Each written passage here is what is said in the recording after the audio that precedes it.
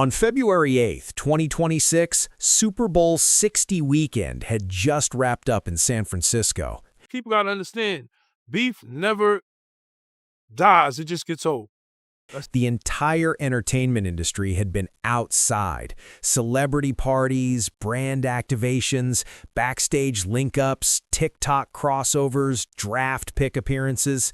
It was one of those weekends where proximity equals power. If it was in that room, there would be no Ja Rule. There would be no 50. I put that on my father. Tony Yayo and Uncle Murda had spent the entire weekend moving heavy with the GUnit machine. Even though 50 Cent wasn't physically on the flight later, his presence was felt all weekend. You know, I don't want to say who told us, but somebody was like, Ja Rule's going to be on our flight. Yayo would later talk about it publicly, describing it like a victory lap. GUnit still visible, still active, still connected. By Sunday morning, it was time to head back to New York. We not ducking no smoke. I'm not missing a flight home. They booked a Delta flight from SFO to JFK, first class, seats 4C and 4D, bags overhead, 5-hour flight home. Routine. Until it wasn't. The intel that changed everything. Crazy if he sit right here in front of us. Long behold, give it like 2 minutes. Boom, I see Ja. Before they even settled in, someone at the airport quietly told them, Ja Rule is on this flight. That's when the mood shifted. No one switched flights, no one ducked. That's not how they operate.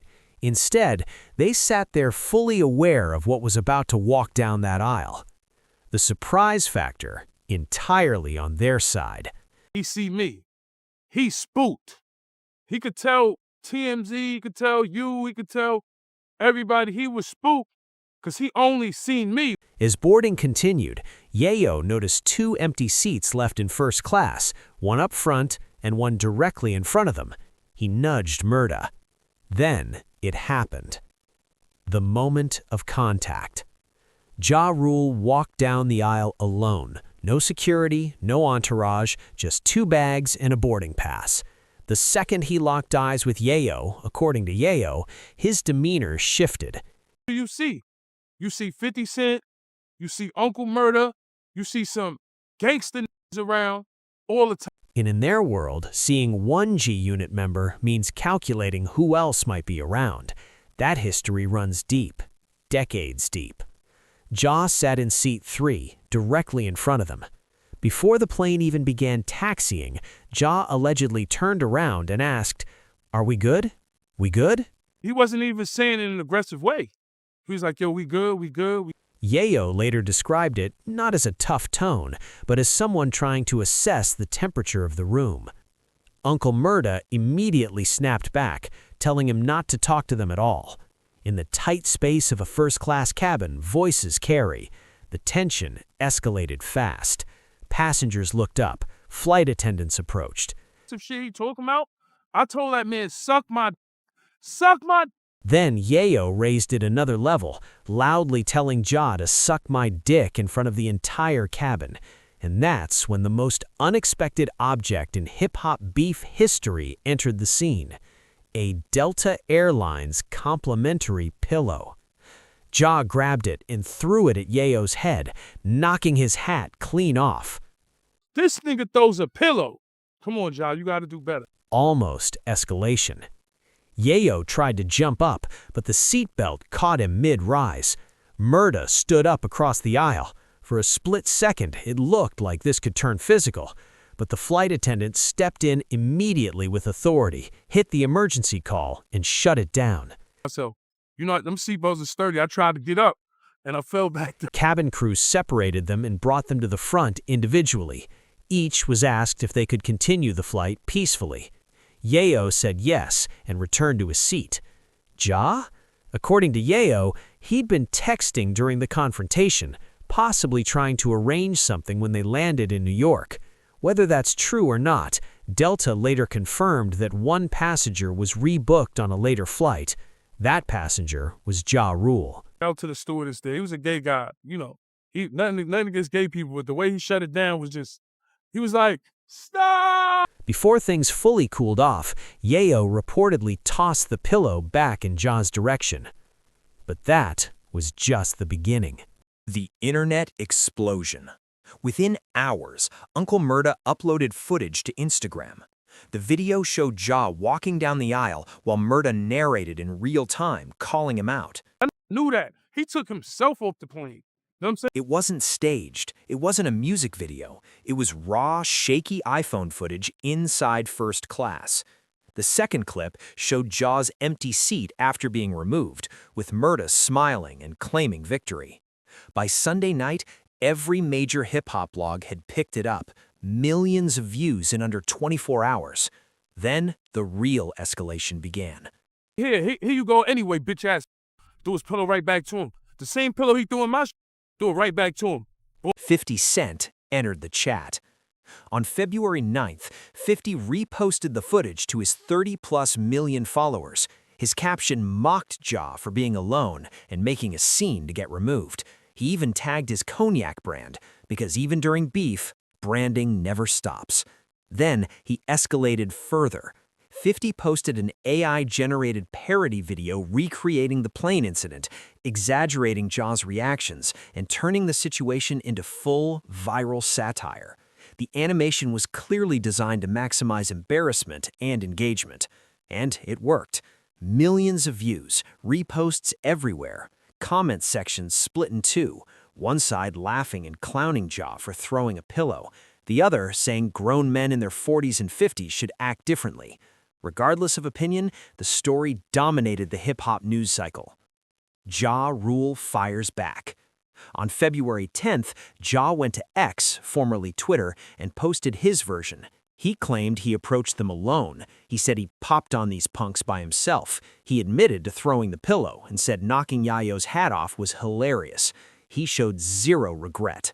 He even posted a screenshot of TMZ asking for comment, detailing witness claims that he was the aggressor and used profanity. Ja treated it like proof of standing on business. From his perspective, he walked into enemy territory alone, spoke his mind, and applied pressure. Being removed from the plane wasn't a loss, it was proof he didn't back down. Two narratives, one incident.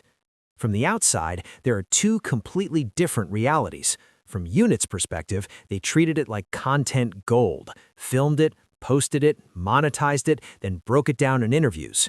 Ja treated it like a statement, no cameras, no fear, no backing down. Both sides claim victory, and that's what makes it fascinating. He even joked about TMZ hitting him up saying witnesses claim he was loud and aggressive. Ja's response energy was basically, yep, and I do it again. No PR statement, no damage control, just straight pettiness. A 27-year beef resurfacing in the most random place imaginable, first class on a Delta flight.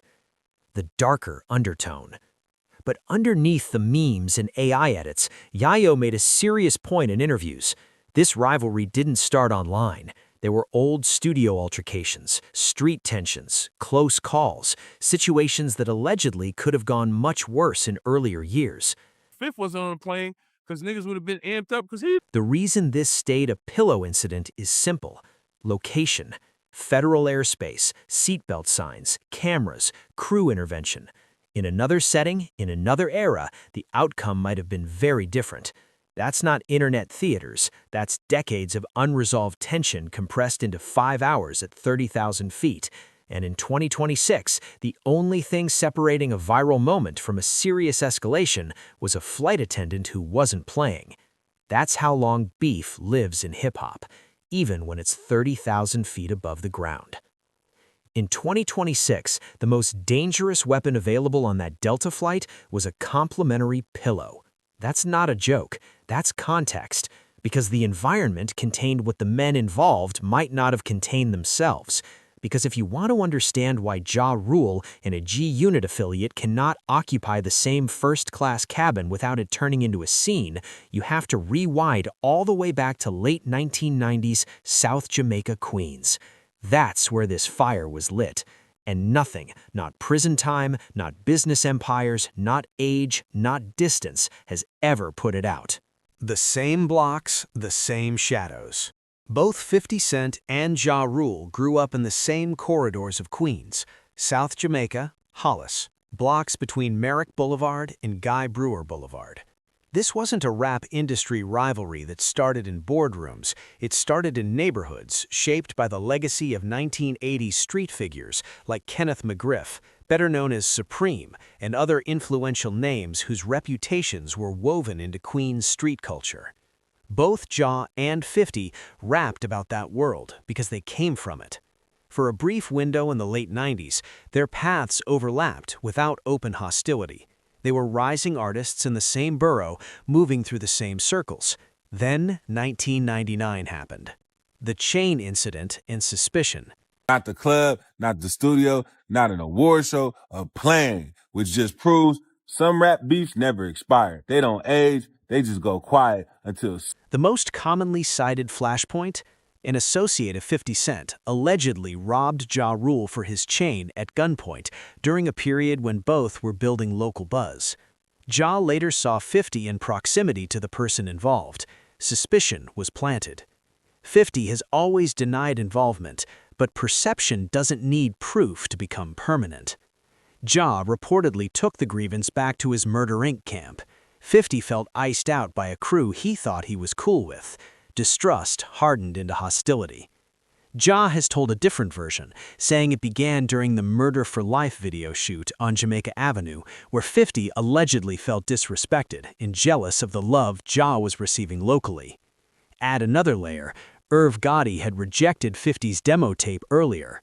Whatever the exact spark was, by the end of 1999, it was war. From words to weapons. It didn't stay lyrical. There was a nightclub brawl in Atlanta. Chains were snatched, punches thrown. Then March 24, 2000, the Hit Factory incident in Manhattan. Members associated with Murder Inc., including Black Child and Irv Gotti, arrived. A fight broke out.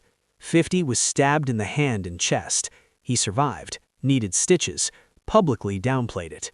But 2 months later, May 2000, everything escalated beyond music. 50 Cent was shot 9 times outside his grandmother's house in Queens. Hand, arm, hip, both legs, chest, face. He survived. That survival transformed him from rising rapper into urban mythology. Federal investigators later linked the shooting orbit to individuals connected to Supreme McGriff and Murder Inc., though no direct convictions tied to Ja Rule came from that event. Still, from that moment forward, this was no longer just rap beef. This was personal history written in scars. The mainstream war. When 50 signed with Eminem and Dr. Dre and dropped Get Rich or Die Tryin' in 2003, the conflict went global. Tracks like Back Down weren't subtle. They attacked Ja's street credibility, his authenticity, even his singing style. Ja hired back with Loose Change, taking shots at 50 and Eminem, even referencing Eminem's daughter. That pulled Eminem fully into the war. Hail Mary, featuring 50, Eminem, and Busta Rhymes over a repurposed Tupac instrumental, became one of the most brutal diss records in hip-hop history. Ja responded with the album Blood in My Eye, a project aimed directly at GUnit. It underperformed. And then the federal raids hit Murder Inc. in 2003 over money laundering investigations linked to Supreme McGriff. Though Chris Gotti and Irv beat the charges, the label's momentum was shattered. Ja's commercial dominance faded. By 2011, he was serving prison time for weapons possession and tax evasion, tied to over $3 million in unreported income. 2 completely different trajectories. When Ja came home in 2013, the industry had shifted. Meanwhile, 50 went the opposite direction. GUnit Records, the vitamin water deal worth hundreds of millions of dollars, the Power TV franchise, liquor brands, production companies. He evolved into a mogul, but he never stopped trolling Ja. In 2018, 50 bought 200 front-row tickets to a Ja Rule concert just to leave them empty. He mocked Ja's connection to the Fyre Festival disaster. He's repeatedly posted about Ja's ticket sales, legal troubles, and relevance. Every few months, another jab. And Ja responds every time. So when they met at 30,000 feet, when Ja Rule saw Tony Yayo in 4D on that Delta flight, he wasn't just seeing a random rapper from the early 2000s, he was seeing the lieutenant of the man who reshaped his career trajectory. When Yayo saw Ja, he wasn't seeing a former chart topper, he was seeing a camp tied to the Hit Factory incident, the era of knives, the era of shootings, the era where this wasn't content, it was survival. That's why a pillow in 2026 still carries the weight of 1999, 2000, and 2003.